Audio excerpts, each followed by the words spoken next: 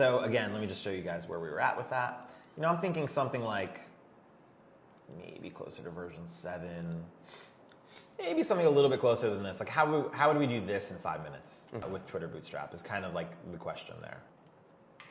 Because again, what we have here is the content and the layout and the styles, right? They're kind of having those styles, and that would have been a time-consuming thing for us, and that's what Twitter Bootstrap helps us with.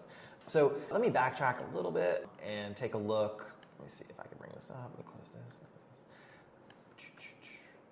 So what I'm going to go with is this compiled version, because I just want to make this as easy as possible for everyone out there who maybe doesn't have any idea where to start with Twitter Bootstrap. And so I'm going to go with the download source, the compiled source there. And I'm just going to start a new one here. Let me open up a new one. I'm just going to show, yeah, what they give you and how responsive it is, and how, you know. So I'm going to drag this into my project files over here, and I am going to just call this Twitter Bootstrap. Okay, cool. Makes sense, right? So here's what I would do, like the most basic thing, is I would just start with one of these examples. And so I'm just going to copy these out of this examples, and I'm going to drop them into my root. I'm going to get rid of some of the stuff that I don't really need right now anyway, just to make it clearer for you guys at home. I would literally just drop those into the root of my project. So I took those from the examples and just put them in the root, just copied them. And now when I click on this hero template, you'll see that the styles aren't coming in. Okay. So what we just need to do is reorganize our styles. Right now they're going back to this assets folder, but what I really want them to do is go just directly into the CSS folder. And so I'm just going to do a quick copy and paste, find and replace. It rhymes. Find and replace, and let's do find, replace. I'm just going to replace them with nothingness, so replace them all. And now, ooh, did I do too much? I did too much. Let's try that again. We just want to find and replace the assets. Get rid of that. Back assets, find and replace all. Cool. And so now it should be going directly into the CSS. And let's see if it works now. Oh, not quite yet. So what are we doing here? CSS bootstrap.css. Let's see if we're hooking everything. Oh, well, we don't have our CSS folder in there. So we might just need to grab that. Let's see, I got one here. So this just all comes with the downloads. And now that I have it in there, let's see if it works now. There it goes. Cool. So again, that should be easy if you have like 8 hours of HTML experience. Because all I did was just linked to my external style sheets.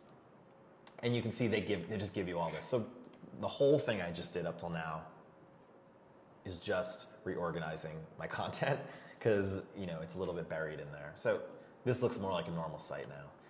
To answer Jordan's question about the responsiveness, I'm just going to delete this. I'm going to take a step back.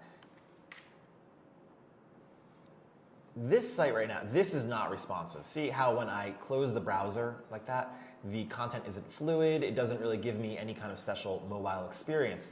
But what Twitter Bootstrap does do, they don't do all the media queries, if you're familiar with that, but they do give you this includes bootstrap responsive.css.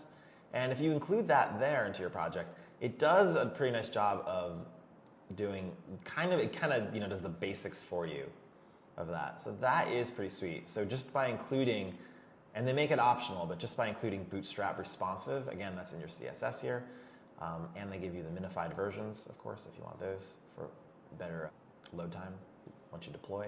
You include that into your project like this, and you get this example like this here. Cool. Pretty cool. So it's pretty easy for me to come in and start to make updates to this here. You'll see that what they're doing is one of the main parts of this workflow is the grid system. Quite simply, the grid system is just for every row that you have, you're going to make a class row, and then inside of there, you're going to make a span, so that these numbers add up to 12. See how we have span 4, span 4, span 4? As long as these three columns, 1, 2, 3, add up to 12, then everything looks pretty good. That's the way the grid works here. You can see that if I make one 5, so it's 5, 4, 4, that's 13, you're going to have it, it's going to fall. It's not going to look quite as good. But as long as they add up to 12, you'll have a grid. Now let me just start from scratch here, right? So that's where we're going with this. I'm going to do the starter template way so we can see exactly how easy this is to get rolling. So I'm going to do that again. I'm going to get rid of my assets. We don't need those. I'm going to do my find and replace. Replace all. And I got that in there. And cool. So now I just have my basic. This is way more basic, a lot less code in here, a lot less to get tripped up on. And I'm just going to explain what's going on here. This first thing they give you is the nav bar. So that's all this code right here, and that's what this does up here. If we wanted to make this, we could change this around here, blog like this, oops, blog, application, stuff like that, right? And then we have those changing like that. So pretty easy, you can get navigation.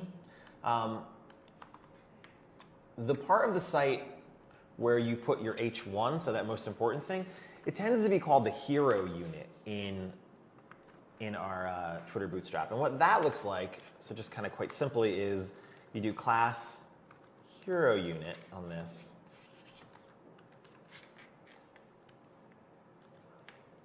And if I were to take, I'm actually going to put that in the container so that it centers it on the page down here. And whereas now I have this stuff floating down here, I can just throw in my H1 and my content up here like this. Indent that a little bit. Change this to General Assembly. Now it's looking pretty good. And we could even, put in our mission statement here once we were ready with that. Just let's leave it like that for now. And then the next part of this, so now I have, this is pretty nice, and again, it has that responsive feel to it. The next part would be, I don't know, how do I want the site to look? Do I want it to be 4 columns below this, 3 columns? This is all going to be dependent on the content. Again, right, we want to start with the content, but if you have some kind of hierarchy to your site, let's just say we'll have 2 columns in our site. We'll have one on the left and one on the right. How would we get started with that? It's super easy to just start gridding this out. The way that works, again, to reiterate, is you start with a row like this. So I say row. That in and of itself is nothing, right? It's just there on the bottom. But when we're ready to start making our columns, we just do this span.